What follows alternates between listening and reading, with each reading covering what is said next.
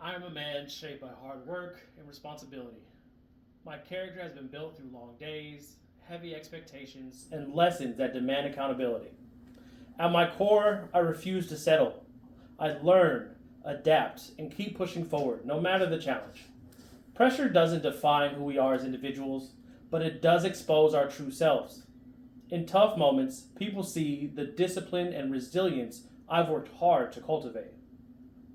Hi, my name is Maurice Smith, and today I'll be sharing insights about my self concept based on an interview I conducted with my wife, Heather Smith. This interview is important because it not only gave me the chance to hear how someone close to me views me, but it also allows me to reflect on how those perspectives align with the person I know myself to be. I chose Heather because she knows me better than anyone. She's seen me through my success and struggles, and I know her perspectives will be honest, personal, and meaningful. In this interview, I'll be sharing Heather's perspective on my greatest strength, my greatest weakness, and how I handle stress. While her answers gave me valuable insight, I believe my self concept is ultimately defined by staying true to who I am, regardless of how others may view me. Alright, Heather, let's start with the first question. What do you think is my greatest strength? I would say your greatest strength is perseverance. Perseverance. Could you explain what you mean by that?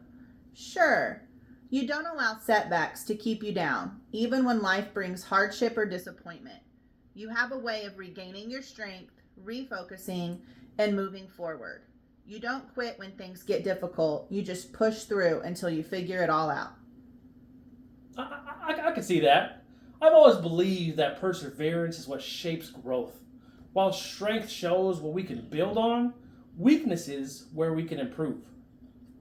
So, on that note, what do you think are my greatest weaknesses? I would say your greatest weakness is your transparency, or more specifically, your facial expressions. Yeah, I've heard that before. But what makes you say that? Because you wear your emotions openly on your face, you can't really hide how you feel.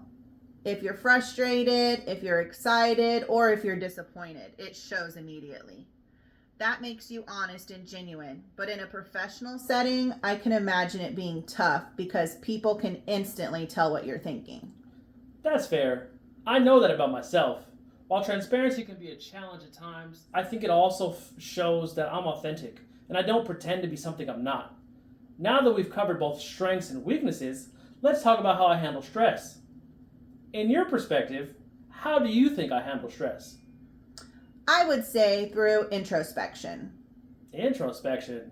That's a good word. That's a good word. Can you elaborate on it a bit though? Sure, when you're under stress, you tend to turn inward. You replay situations in your head and you think deeply about what happened before reacting. You play devil's advocate, trying to see things from different perspectives and understand how your decisions might affect others. You don't lash out or panic. You take time to process and plan your next move. I think I agree with you there. I've always believed in staying calm and thinking things through before responding. It's something that helps me stay grounded when things get tough. I want to take this time to thank Heather for taking the time to answer these questions. Her perspective gave me insight into how I'm seen. But more importantly, it reminded me that my self concept comes from staying true to myself. People's opinions will come and go, but character remains. My self concept is built on the values I live by, not the judgments of others. As Dr. Seuss once said, be who you are and say what you feel, because those who mind don't matter, and those who matter don't mind. Thank you all for listening.